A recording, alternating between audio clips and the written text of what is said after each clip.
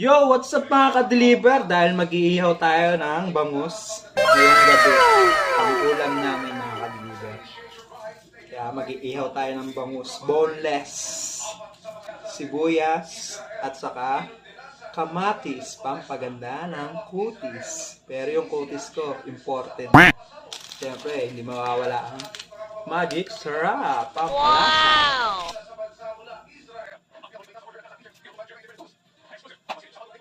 Kaya nga mga ka-deliver, nalagyan na natin ng kamatis sa kasibuyas. Nalagyan na natin ng pampalasa.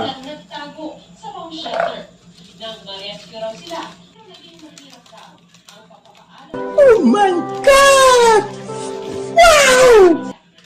At ayan na nga mga ka-deliver dahil meron ng foil ang ating bangus.